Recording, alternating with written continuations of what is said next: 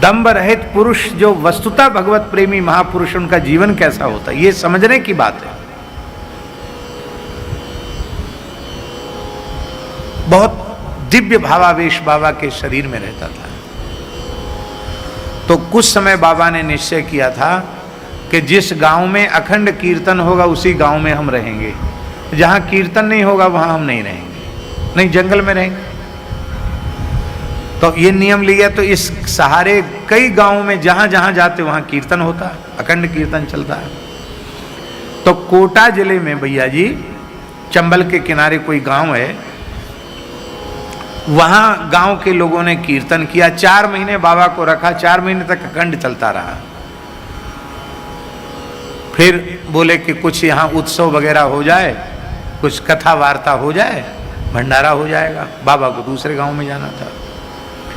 तो बाबा कीर्तन में ही ज्यादा रहते। महामंत्र का कीर्तन चलता था, हरे राम राम राम हरे हरे, हरे कृष्ण कृष्ण कृष्ण हरे हरे। और बाबा कीर्तन तो करते ही रहते थे, बिना उसके भी अकेले भी कीर्तन आए नहीं। तो गांव के लोगों को चिंता हुई, बाबा गए थे, आए क्यों नहीं। तो वहां देखा तो बाबा का कमंडल रखा है, उनकी लंगोटी रखी है, उनकी खड़ाऊं भी रखी है। खड़ाऊं पहनते थे बाबा पहले, खड़ाऊं भी रखी है, पादुका, कमंडल, लंगोटी, गमछा सब रखा है। बाबा नहीं है। खोजा तो बाबा थे नहीं, किसी ने देखा भी नहीं था किसके सामने डूबे। संभावना ये व्यक्त की गई कि बाबा डूब गए। और चंबल में बहुत मगर हैं, मगरमच्छ बहुत हैं वहां चंबल में।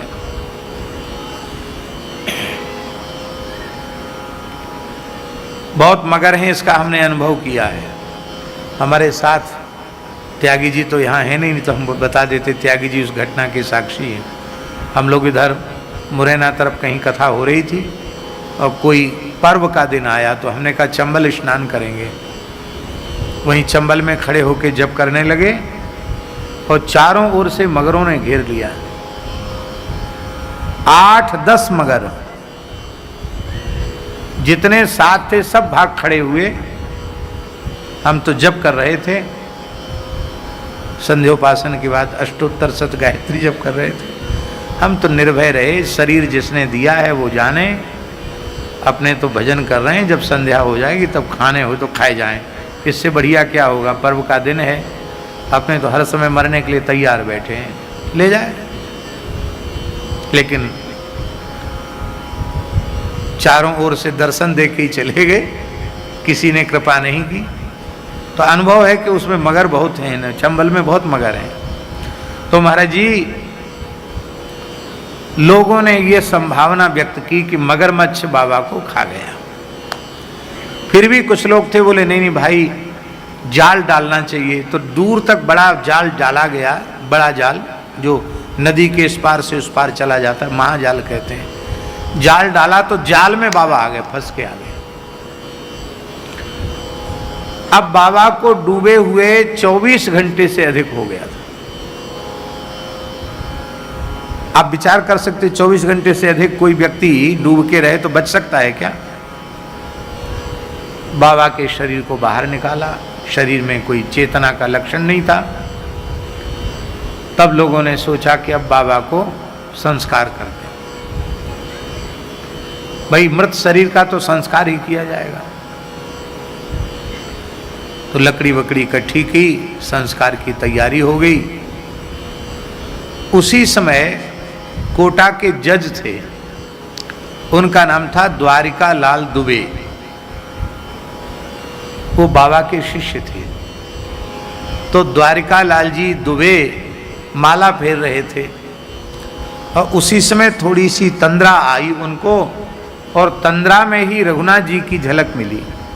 और राम जी ने कहा कि देखो बाबा तो तीव्र विरह के कारण देह त्याग कर मेरी सन्निधि में आ गए हैं, पर मैं उन्हें भेज रहा हूं फिर से शरीर में। लोग उनके शरीर को जलाना चाहते, उनके शरीर को बचाओ। राम जी ने आदेश दिया। वो तत्काल पुलिस की सहायता उन्होंने ली, सरकारी गाड़ी से गए और बिल्कुल अग्नि देने ही वाले थे चिता में, तब तक बाबा को विरोध सहकर उन्होंने बाबा के शरीर को लकड़ियां अलग की, उनको रखा, कोटा ले आए। उनके घर वाले नाराज हुए, कोई मुर्दाए घर ले आए। महाराज गुरु महाराज हैं तो क्या मुर्दा को घर लाओगे? बोले दूसरा मकान है, तुम लोग वहां चले जाओ, हम और हमारे गुरुजी यहीं रहेंगे। गुरुजी के शरीर को, बाबा के शरीर को लिटा दिया और वहीं बैठ करके दीपक जलाकर तुलसी का गमला रखे वहीं राम राम करने लगे। कैसी निष्ठा होगी उनमें, गुरु निष्ठा। बोले जब तक हमारे गुरुजी के शरीर से दुर्गंध नहीं आती है तब तक हम इनका संस्कार नहीं करेंगे। 24 घंटे डूबे हुए था, ठीक 24 घंटे बाद बाबा के शरीर में फिर से चेतना आ गई और हरे राम कीर्तन करते हुए बाबा उठ के बैठ गए।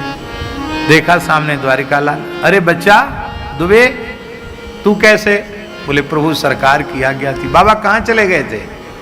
अरे बोले हम तो गए, एक फूलों से सजा हुआ विमान आ गया और हम वहाँ गए, वहाँ सीताराम जी बैठे थे, हनुमान जी ने हमारी अगवानी की। अरे बोले तुम यहाँ क्यों चले आए?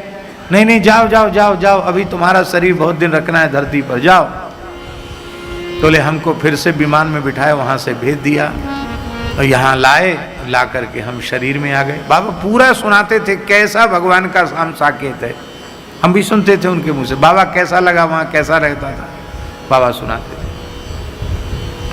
द्वारका लाल जी से कहा कि तुमने भगवान की आज्ञा का श्रद्धा पूर्वक पालन किया, तुम्हें क्या चाहिए? बोले बाबा हम तो जज रहे, पता नहीं कितने उटपटांग काम हुए होंगे, परमात्मा तो है नहीं हम, अब आपकी कृपा से भजन में थोड़े लगे हैं, तो हमारा भाव यही जगता कि हम कभी कीर्तन करते करते प्राण त्यागें। बोले ऐसा ही होगा। जन्माष्टमी की तिथि थी और कोटा में मंदिर का नाम के द्वारकाधीश जी ने, मथुराधीश, हाँ कोटा में मथुराधीश वल्लभ कुल के ठाकुर जी हैं। मथुराधीश प्रभु के यहाँ जन्माष्टमी का उत्सव हो रहा था और द्वारिका लाल जी अपने पैरों में घुंघरू बांध के और हाथ में करताल लेकर महामंत्र का कीर्तन कर रहे थे। खूब कीर्तन किया, घंटों कीर्तन किया और आरती का दर्शन किया और दंडोत करते जय सिया राम पधार।